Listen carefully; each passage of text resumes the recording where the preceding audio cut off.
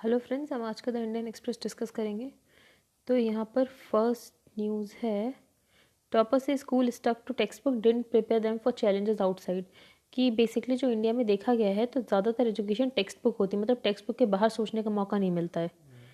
तो जैसे इनका ये कहना है, in school new only about engineering, मतलब इंजीनियरिंग के अलावा इन्हें कुछ देखने का मौका नहीं मिला। इनका ये कहना है कि पब्लिक स्पीकिंग होती है लेकिन बस कुछ ही लोगों को सिलेक्ट किया जाता है पब्लिक स्पीकिंग के लिए, तो बाकी सबको ही पब्लिक स्पीकिंग के लिए सिलेक्ट किया जाना चाहिए। दूसरा ये है कि आप कार को आप सब्सक्राइब कर सकते हैं, ख़रीदना ज़रूरी नहीं है। तो एक नई लीज़ करने की वो आई है कि आप लीज़ कर सकते हैं। तो instead of buying new cars, users in several Indian cities are choosing to subscribe to them. ठीक है, बस आपको एक पर्टिकुलर फिक्स सम देना पड़ेगा हर महीने। The country's two biggest automobile manufacturer ने डिसाइड किया कि subscription based flexible ownership of vehicles आप ओन कर सकते हैं। ठीक है, इसमें कुछ फ़ायदे भी हैं for users who want to avoid the hassles of buying, selling and maintaining. मतलब आप कार खरीदोगे फिर उसको मेंटेन करना, ये वाले हैसल से बचना चाहते हो तो बिना डाउन पेमेंट पे किए बस महीने में आपको एक फिक्स पे करना पड़ेगा, आप इसको यूज़ कर सकते हो। The monthly fee is all inclusive covering complete maintenance, insurance and road side assistance. तो जब मंथली फ़ी दोगे उसमें सब कुछ इंक्लूड होगा, maintenance, insurance, road side assistance. तभी आपको पता होगा कि ऑटोमोबाइल जो बिज़नेस था वो बिल्कुल अच्छा नहीं चल रहा था, उसकी बिल्कुल सेल्स नहीं हो रही थी, तो मे भी उसके लिए ये ऑप्शन लेकर आए हैं कार मैन्युफैक्चरर्स। अब हम नेक्स्ट पेज पर चलते हैं।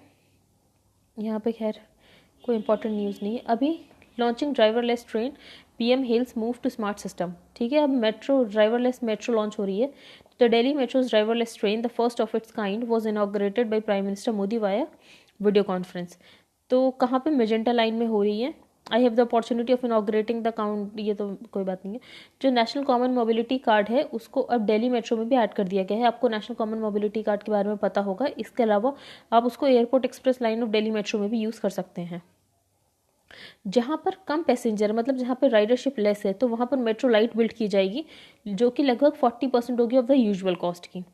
We are also using a braking system. अब एक नई तरीके की टेक्नोलॉजी यूज़ करें ब्रेकिंग सिस्टम की, जिसमें 50% एनर्जी वापस से ग्रिड में चली जाएगी। ठीक है, हम वापस से पीछे चलते हैं। तो इसके अलावा हमें क्या पता चला, मेट्रो लाइट लॉन्च की जा रही है और नेशनल मोबिलिटी कार्ड कहाँ कहाँ यूज़ कर सकते हैं। तो आई थिंक इस न्यूज़ आइटम में इतना ही था, बाकी इसमें कुछ खास नहीं है। अब हम आगे चलते हैं। यहाँ पर पर्सन इन न्यूज़ में नॉन आईएएस एग्जाम के लिए आप याद रख सकते हैं, नौशेरा का शेर किसे बोलते थे? तो वो बोलते थे ब्रिगेडियर मोहम्मद उस्मान को, the highest ranking army officer to have been killed in the Indo Pakistani war of 1947। तो ब्रिगेडियर मोहम्मद उस्मान, नौशेरा का शेर बोलते थे इन्हें। ठीक है, अब नेक्स्ट पेज पर चलते हैं। यहाँ पे कोई इंपॉर्टेंट न्यूज़ नहीं है। यहाँ पर आपको पता होगा कि कर्नाटका में स्लॉटर, कैटल स्लॉटर बैन के लिए बिल आया था, तो वो मैं पहले बता चुकी हूँ। बार बार एक ही चीज़ पढ़ने में टाइम वेस्ट करने में कोई फ़ायदा नहीं है। अब हम नेक्स्ट पेज पे चलते हैं। यहाँ पर भी कुछ इंपॉर्टेंट न्यूज़ नहीं है, ये नमामि गंगे के बारे में ये ऐड है।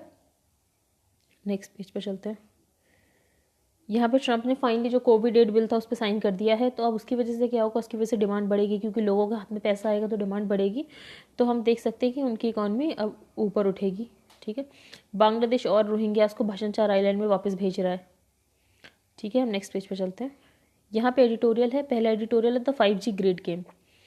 तो ऑथर ने बोला है, नेशंस जिनके पास 5G टेक्नोलॉजी हैं वो दूसरे मार्केट में इन्वेट करना शुरू कर देंगे जिनको अभी कोई क्लू ही नहीं है 5G टेक्नोलॉजी के बारे में। तो 5G टेक्नोलॉजी बहुत तरीके के बेनिफिट्स लाने वाली है मैनकाइंड को, पर इसके साथ ही साथ इसके कुछ हजार्ड्स भी हैं। ठीक है, जैसे प्रिवेसी के लिए खतरा हो सकती है।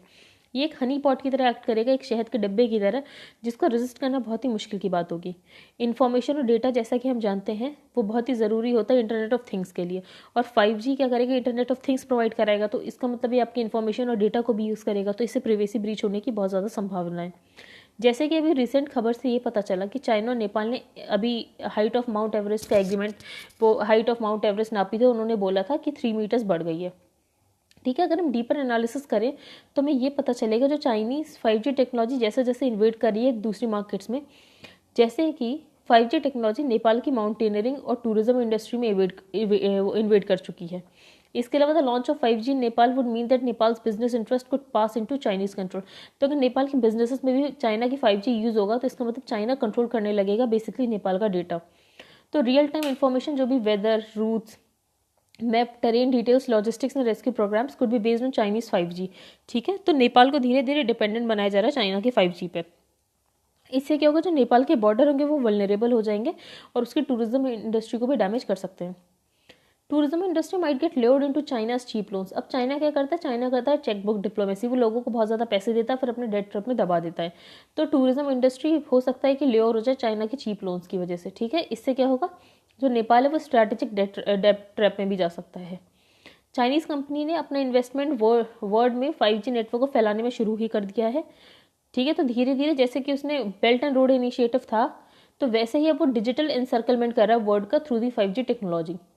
Intrinsic to the BRI is the fact that Chinese companies will build the digital infrastructure। तो जैसे BRI में वो फिजिकल इंफ्रास्ट्रक्चर बिल्ड कर रहे थे, वैसे 5G के लिए वो डिजिटल इंफ्रास्ट्रक्चर बिल्ड करेंगे।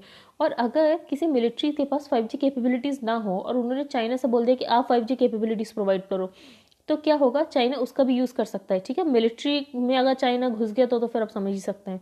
ठीक है, could then become hostage to Chinese technology. तो मिलिट्री होगी वो भी एक तरीके से होस्टेज बन जाएगी टू द चाइनीज टेक्नोलॉजी। हम अभी चाइना पाकिस्तान इकोनॉमिक कॉरिडोर के बारे में जानते हैं, जैसे कि फिजिकल इंफ्रास्ट्रक्चर जो चाइना बिल्ड कर रहा है, ये बहुत ही क्लियर एग्जाम्पल है कि कैसे चाइना किसी कंट्री को सर्कल कर लेता है। फॉर एग्जाम्पल अब क्या है, पाकिस्तान बिल्कुल चाइना का एक वर्चुअल वेसल स्टेट बन के रह गया है। The Chinese have ensured that the world transits from the physical to a digital domain। तो जैसे फिजिकल इंफ्रास्ट्रक्चर बनाया गया था वैसे डिजिटल इंफ्रास्ट्रक्चर बनाने की कोशिश की जा रही है। अब कोरोना वायरस की वजह से तो वर्क फ्रॉम होम बहुत ज़्यादा बढ़ ही गया है, तो लोगों का डेटा सब ऑनलाइन ही हो रहा है। तो internet providers busiest connecting people है। ठीक है, तो मिलिट्रीज को भी बॉर्डर्स ट्रीटी एग्रीमेंट्स होते हुए हम देख रहे हैं। जैसे कि अभी हम देख रहे हैं कि AI एप्लीकेशन कितनी बुरी तरह यूज़ की जा रही है। जैसे ईरान ने ये बोला था कि उनके जो ऑफिशियल थे उनको ड्रोन किलिंग से मारा गया था, ड्रोन किलिंग मशीन से मारा गया था, और वहाँ पे मतलब स्मार्ट टेक्नोलॉजी से मारा गया था, वहाँ पर कोई इंसान था ही नहीं। तो आप इंटरनेट ऑफ थिंग्स को किन किन चीज़ों के लिए यूज़ कर सकते हो। तो the Chinese seem to have cast a die to capture the world virtually. तो बेसिकली अब चाइना वर्ड को वर्चुअली कैप्चर करने की कोशिश कर रहा है। गुड न्यूज़ ये है कि इंडिया भी अब बहुत ही जल्द चाइना के 5G इन्वेजन को सर्वाइव कर सकता है। क्यों? क्योंकि अब इंडिया भी अपनी एक्सेलरेट कर रहा है लॉन्च ऑफ इंडियन 5G। तो इंडियन टेक्नोलॉजीज पर वर्क कर रहा है ताकि वो अपना इंडिजिनस 5G लॉन्च कर सके और वो भी इंटरनेट ऑफ थिंग्स को यूज़ कर सके for the civilian and as well as military applications. जैसे कि हमने चाइनीज ऐप्स और उनके हार्डवेयर सप्लाई चेन्स को ब्लॉक कर दिया था ताकि हमारे सिक्योरिटी इंटरेस्ट को ध्यान में रखते हुए हमने ये बात की थी। तो ऑथर ने बोला ये बात हमने बिल्कुल सही की थी। अब इंडिया में ये बात तो है कि हम हमारे साइंटिस्ट और इंडस्ट्री टेक्नोलॉजी को बहुत विनिंग स्पीड में काम करते हैं, लेकिन इंडिया में इम्प्लीमेंटेशन एडॉप्शन इसकी दिक्कत आ जाती है। ब्यूरोक्रेसी में रेड टेपिज्म इतना ज़्यादा है कि उसकी वजह से दिक्कत आ जाती है। लेकिन अभी हम देख रहे हैं जो हमारे प्राइम मिनिस्टर है वो पुश कर रहे हैं आत्मनिर्भर भारत के लिए, और ये भी बोल रहे हैं कि डिजिटल इंडिया हमारी प्रायोरिटी रहना चाहिए। तो इंडिया ने सही टाइमिंग पर 5G टेक्नोलॉजी शुरू कर दी, बस इम्प्लीमेंटेशन हमें जल्दी से जल्दी शुरू कर देना चाहिए इसका। नेक्स्ट आर्टिकल है गेटेड ग्लोबलाइजेशन। तो ऑथर ने बोला है कि जैसे अभी हमें पता चला कि चाइना और रशिया है, ठीक है, तो चाइना और रशिया की वैक्सीन लेने से बाकी देश में थोड़ा स्केप्टिज्म है। ठीक है, मतलब वो थोड़ा डाउटफुल में कि हम चाइना और रशिया की वैक्सीन ले या ना ले। तो हमें ये शो हो रहा है यहाँ पे कि ट्रस्ट बहुत ज़रूरी है पोस्ट पैंडेमिक एरा में, जो कि ट्रस्ट नहीं किया जा रहा है to the Chinese and the Russian vaccine. The US and China rivals for the top slot. पहले क्या होता था कि यूएस और चाइना एक दूसरे की मतलब टॉप स्लॉट करने की कोशिश कर रहे हैं कि कौन किसकी इकॉनमी सबसे ज़्यादा बड़ी रहेगी या कौन सुपर पावर बनेगा। तो इसमें हम देख रहे हैं कि पहले कभी ऐसा ज़माना था कि बाईपोलर वर्ल्ड होता था जिसमें यूएस और रशिया थे, लेकिन आज बाईपोलर वर्ल्ड नहीं, आज मल्टीपोलर वर्ल्ड का ज़माना है। जैसे कि हम देख रहे हैं बहुत सारे ट्रेडिशनल राइजिंग पावर जैसे कि यूके, फ्रांस, इंडिया, ब्राज़ील, तो हर कंट्री को कैसे कनेक्ट होना चाहिए, ऑथर ने बोला है कि दूसरे कनेक्टिव से। तो हर एरिना में आपको कनेक्ट होने की ज़रूरत नहीं है, एंगेज होने की ज़रूरत नहीं है। तो आपको अपने गेटेड ग्लोबलाइजेशन रखना है। जहाँ आपको ज़रूरत लगे, आपको अपना फ़ायदा लगे, आपको ट्रस्ट लगे, आप वहाँ एंगेज हो। जहाँ आपको नहीं लगे वहाँ मत एंगेज हो। तो we will see the rise of a new world order driven by national interest. मतलब नेशनल इंटरेस्ट होना चाहिए आपका, रिलायबिलिटी ऑफ पार्टनर्स, आपका पार्टनर रिलायबल होना चाहिए, और ऑफकोर्स इकोनॉमिक फैक्टर्स के लिए यूजफुल होना चाहिए, तभी हमें उसके साथ एंगेज होना चाहिए। तो इंडिया को भी गेटेड ग्लोबलाइजेशन यूज़ करने की ज़रूरत है। ठीक है, अभी हम देख रहे हैं इंडिया का चाइना के साथ कन्फ्रंटेशन चल रहा है। मिडिल ईस्ट में आपको पता है कि बहुत सारे कंट्रीज़ ने अब बेसिकली इसराइल को रिकॉग्नाइज करना शुरू कर रहे हैं। तो इतने ज़्यादा जो चेंजेस हो रहे हैं वर्ल्ड में, उसके अकॉर्डिंग हमें गेटेड ग्लोबलाइजेशन को अडॉप्ट करना चाहिए। तो India should protect it's interest in these unsettled times. ठीक है, स्ट्रॉन्ग फेंसेस नेसेसरी है, इसलिए हम क्वाड के भी हम पार्ट हैं based on trust and common interest. तो गेटेड ग्लोबलाइजेशन जैसे पहले इंडिया की ये पॉलिसी थी कि हमें नॉन अलाइनमेंट रहना, तो वो नॉन अलाइनमेंट की जरूरत नहीं है। जिस पे आप भरोसा करते हो तो उसके साथ आप अपना इंगेजमेंट बढ़ाओ। ठीक है, तो need for a new coalition उसकी तभी ज़रूरत महसूस हो गई थी जब डोकलाम क्राइसिस हुआ था। फिर अभी हम देख रहे हैं कि लद्दाख में कैसे कन्फ्रंटेशन चल रहा है।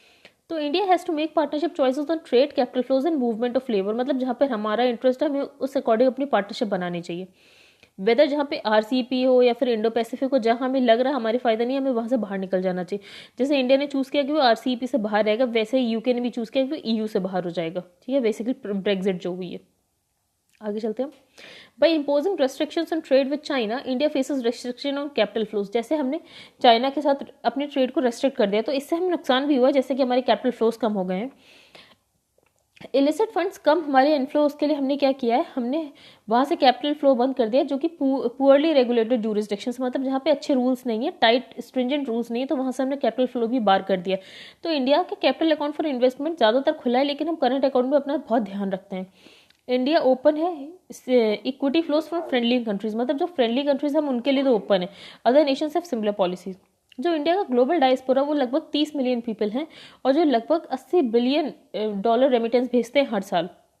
ठीक है, तो पैंडेमिक की वजह से वो वैसे भी वर्क फ्रॉम होम कर रहे हैं, तो एक नया तरीके का न्यू पूल बन गया स्किल्ड वर्कर्स का। ठीक है, moreover the Indian diaspora is now increasingly impacting policy in countries. अब जो इंडियन डायस्पोरा है वो बाहर की कंट्रीज में पॉलिसी को भी इम्पैक्ट कर रहा है, जैसे कि यूएस, यूके, ऑस्ट्रेलिया, जहाँ पर जो हमारा इंडियन डायस्पोरा वो वहाँ के पॉलिटिशियंस, टेक्नोक्रेट्स उन सबको फंड करता है। ठीक है, तो the internet is already split between China and everyone else. तो ऑथर ने बोला है जैसे चाइना कैसे गेटेड ग्लोबलाइजेशन को यूज करता है, चाइना के गूगल, फेसबुक, नेटफ्लिक्स सब अलाउड है, लेकिन उसके बाद भी ग्रेट फायरवॉल ऑफ चाइना जो है has shut out many of the big tech place, मतलब वो इन सारे प्लेस को अपने यहाँ ऑपरेट करने की इजाजत नहीं देती है, जैसे कि गूगल, फेसबुक, नेटफ्लिक्स। इसके अलावा चाइना ने किया कि अपना खुद का सिस्टम बनाया, जैसे कि बाइडू, अलीबाबा, टेंसेंट। ठीक है, अभी 5G टेक्नोलॉजीज हम देख रहे हैं कि ये स्प्लिट और ज़्यादा डीप होने की कोशिश करेगा, तो हमें ट्रस्ट और इंटेग्रिटी वाले देशों से ही इंगेज होने की जरूरत है। तो the EU has set the terms of engagement, those who do not comply will be kept out. तो जैसे ईयू ने अपने टर्म्स ऑफ एंगेजमेंट सेट कर लिया है, जो उसको कंप्लाई नहीं करते उनको बाहर रखता है, वैसे ही इंडिया को भी ऐसे लॉ बनाने चाहिए कि अपने एक बता दिया जाए कि इन सारे फैक्टर्स को आपको कंप्लाई करना, अगर जो देश नहीं कंप्लाई कर रहे तो उसको बाहर रखो। तो India has to be swift in identifying partners whom it can trust and who will it help and protect its national interest. तो हमें उन्हीं पार्टनर्स के साथ रहना चाहिए जिस पे हम ट्रस्ट कर सकते हैं और हमारे नेशनल इंटरेस्ट को वो प्रोटेक्ट करने में हमारा साथ दें। दूसरा ये है एंग्लोस्फेयर। तो एंग्लोस्फेयर बेसिकली वो वाले कंट्रीज हैं जो कि इंग्लिश स्पीकिंग पीपल हैं। ठीक है, और the world of English speaking people bound by common political beliefs. तो अब यहाँ पर ऑथर ने बोला है कि एंग्लोस्फेयर ब्रिटेन की हिस्ट्री में बहुत पहले से ही लीनेज रहा है एंग्लोस्फेयर का। यहाँ पे ऑथर ने कुछ ग्रुप्स की बात की है। 5 नेशंस हैं जो कि UK, US, Canada, Australia, New Zealand, जो कि कोर है ऑफ द एंग्लोस्फेयर, मतलब ये सारे इंग्लिश स्पीकिंग कंट्रीज हैं। ठीक है, अगर हम और ज़्यादा डिफाइन करने की कोशिश करें तो कांजोक मतलब ग्रुप, इसमें वो नहीं है यूनाइटेड स्टेट्स। ठीक है, a broader view sees economic and strategic collaboration with other states. बाकी हमें पता है कि इंडिया में भी English speaking people, India, Ireland, Singapore and Japan as part of rebuilding the एंग्लोस्फेयर।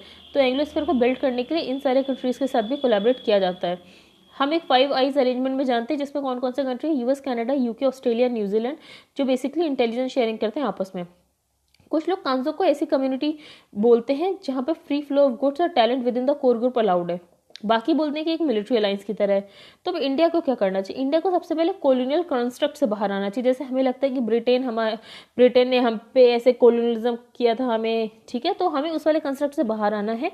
Those who let India's colonial past overwhelm its current strategic judgments, मतलब हम जैसे ब्रिटेन के साथ फ्री ट्रेड एग्रीमेंट ना करें ये सोच कर कि इन्होंने हम पे राज किया, तो ऐसे तो चीज़ें नहीं चलती। ठीक है, हमें उस वाले कॉलोनियल पास्ट से बाहर आने की जरूरत है। However, do great injustice to Delhi's gains, अगर हम इससे बाहर नहीं आएंगे तो हमारी जो गेन्स है उसमें हमें बहुत नुकसान देखने को मिलेगा। तो ऑथर ने 5 आर्ग्यूमेंट्स बताए हैं जिसमें हमें एंग्लोस्फेयर की तरफ फेवर में जाना चाहिए। पहला, जो इंडिया की एग्रीगेट जीडीपी है वो लगभग ब्रिटेन के बराबर है, 2.7 ट्रिलियन। ठीक है, अभी हम 6 पर आ गए, ब्रिटेन 5th पर आ गया, लेकिन हमने उससे पहले उसको ओवरटेक कर दिया, तो जल्द ही हम उसको वापस ओवरटेक करने वाले हैं। दूसरा, जो इंडिया का एलीट है उसके अंदर अभी भी कॉलोनियल ब्रिटेन के अंदर के कुछ रैंट है। ठीक है, लेकिन जो हमारा नॉर्मल मिडिल क्लास है वो ऐसा हिपोक्रेट नहीं है, वो अनहेजिटेटिंगली इम्ब्रेस करता है इंग्लिश स्पीकिंग वर्ड को। ठीक है, तो बेसिकली सेकंड रीजन ये है कि हमें क्यों कनेक्ट होना चाहिए टू द एंग्लोस्फेयर। तीसरा ये है जो हमारा relative openness of the Anglosphere, the Indian diaspora is thriving in these nations, मतलब ये जो इंग्लिश स्पीकिंग कंट्रीज है वहाँ पर इंडियन डायस्पोरा बहुत अच्छे से थ्राइव कर रहा है। जैसे कि हम देख सकते हैं कमला हैरिस जल्द ही यूएस की वाइस प्रेसिडेंट बनने वाली हैं। इसके अलावा कुछ जॉनसन, जो 3 ऑफ जॉनसन, जो बोरिस जॉनसन, उनके कैबिनेट रैंक मिनिस्टर्स भी इंडियन से, जस्टिन ट्रूडो के भी मिनिस्टर्स इंडियन ओरिजिन के। तो इनसे हमें पता चलता है जो इंडियन डायस्पोरा वो वहाँ पर काफ़ी अच्छे से थ्राइव कर रहे हैं। चौथा, Indian occupies countless position in the national bureaucracies, private sector and universities of the Anglosphere. इसके अलावा जो इंडियन एलीट है उससे चाइना से कुछ सीखना चाहिए। जैसे चाइना अपने कॉलोनियल माइंडसेट से बाहर आ गया है। चाइना की कम्युनिस्ट पार्टी वो ब्रिटेन को बोलती है कि आपने ओपीएम वॉर हमारे साथ किया, ये किया, वो किया, लेकिन उसके बाद भी उन्होंने उनके साथ फ्री ट्रेड एग्रीमेंट कर रखा है। तो इंडिया को वैसे ही कुछ पॉलिटिकल एंगेजमेंट और स्ट्रैटेजिक करने की ज़रूरत है। अब नेक्स्ट पेज पर चलते हैं। यहाँ पे बेसिकली नितिन गडकरी जी का ये कहना है कि टेस्ला है वो 2021 से ऑपरेशन शुरू कर देंगे इंडिया में। ठीक है, यहाँ पर उन्होंने बेसिकली ये वाली बात बताई है कि लिथियम आयन बैटरीज हमारे यहाँ सबसे ज़्यादा दिक्कत है इलेक्ट्रिक व्हीकल्स को पुश देने में, लिथियम आयन बैटरीज। अर्जेंटीना के पास बहुत ज़्यादा ह्यूज रिजर्व्स हैं लिथियम आयन के, तो हमारे इंडियन प्लेयर्स वहाँ की माइन को लेने की कोशिश कर रहे हैं। लेकिन सच तो ये है कि चाइना ने बहुत ज़्यादा stakes in majority of the lithium on mines, मतलब जो लिथियम माइंस है उसमें चाइना ने बहुत जगह बहुत ज़्यादा स्टेक ले रखा है। तो हम इसको ऑल्टरनेटिव देखने की कोशिश कर रहे हैं। तो सोडियम आयन बैटरीज इसको ऑल्टरनेटिव हो सकती हैं। ठीक है, तो हम उसको बनाने की कोशिश कर रहे हैं। अब हम नेक्स्ट पर चलते हैं। यहाँ पे कोई इंपॉर्टेंट न्यूज़ नहीं है। अब आरबीआई ने एक रिसर्च पेपर बनाया जिसमें आरबीआई ने बोला कि हमें इन्फ्लेशन 4% ही रखना चाहिए। अगर 4% से कम रखते हैं तो उससे डिफ्लेशनरी बायस हो जाता है और मॉनेटरी पॉलिसी को थोड़ा दिक्कत होती है। ठीक है, तो हमें बेसिकली जो इन्फ्लेशन है वो 4% पर रखना चाहिए। आपको पता होना चाहिए आरबीआई इन्फ्लेशन टारगेटिंग करता है जिसमें 4 + -2 होता है, 2 से लेकर 6% तक। ठीक है, अब हम नेक्स्ट पेज पर चलते हैं। जो हमारे आर्मी चीफ है वो अभी साउथ कोरिया गए हैं। तो साउथ कोरिया के साथ हमारी टाइज कब से शुरू हो रखी हैं? लगभग 1950 से शुरू हो रखी हैं, जब कोरियन वॉर चल रहा था। तो इंडिया ने वहाँ पर एक आर्मी मेडिकल यूनिट डिप्लॉय की थी। इसके अलावा इंडिया की जो एक्ट ईस्ट पॉलिसी है उसमें भी जो प्रेजेंट रिपब्लिक ऑफ कोरिया की एडमिनिस्ट्रेशन न्यू सदर्न पॉलिसीज है वो एक दूसरे के साथ काफ़ी कॉन्सेंस में है। इंडिया को लगता है कि रिपब्लिक ऑफ कोरिया जो है वो काफ़ी अच्छी क्वालिटी मैन्युफैक्चरिंग करता है ऑफ डिफेंस रिलेटेड इक्विपमेंट्स, जिनको हम अपने एरोनॉटिक्स, शिप बिल्डिंग्स, इलेक्ट्रॉनिक्स और मिसाइल टेक्नोलॉजी में यूज़ कर सकते हैं। साउथ कोरिया और इंडिया सिग्नेटरीज हैं to the mutual logistic support agreement, जो कि इन दोनों कंट्रीज़ की नेवीज़ के बीच में है। ठीक है, तो आप इंडिया और साउथ कोरिया के रिलेशन में सारी बातें याद रख सकते हैं। यहाँ पर ये है बेसिकली कि Pune based Serum Institute of India ने अनवील किया first indigenously developed pneumococcal vaccine on Monday. ठीक है, निमोनिया के लिए बेसिकली वैक्सीन है। तो vaccine targets the pneumococcal bacterium which causes pneumonia और अदर लाइफ थ्रेटनिंग डिजीजेज जैसे कि मेनिंजाइटिस, सेप्सिस। तो इसके लिए अब बेसिकली हमने क्या किया है, हमने अपनी इंडिजीनियस वैक्सीन SII ने बना दी है, सीरम इंस्टीट्यूट ऑफ इंडिया ने, जिसका नाम क्या है, नीमोसिल। ठीक है, SIS नीमोकोकल वैक्सीन नीमोसिल हुई है थ्रू अ कोलैबोरेशन। ठीक है, the vaccine targets the pneumococcal bacterium which causes pneumonia और मेनिंजाइटिस। तो pneumococcal disease is a significant contributor, मतलब माना जाता है कि इस डिजीज की वजह से ज़्यादातर अंडर 5 मोर्टेलिटी रेट इसी डिजीज की वजह से होता है। और इसके अलावा WHO ने रिकमेंड भी किया था कि नीमोकोकल कॉन्जुगेट वैक्सीन को बेसिक जो चाइल्डहुड इम्यूनाइजेशन प्रोग्राम्स हैं हर कंट्री को उसमें इंक्लूड करना चाहिए। I think that's it for today. Thank you and have a nice day. If you like the video then please like, share and subscribe.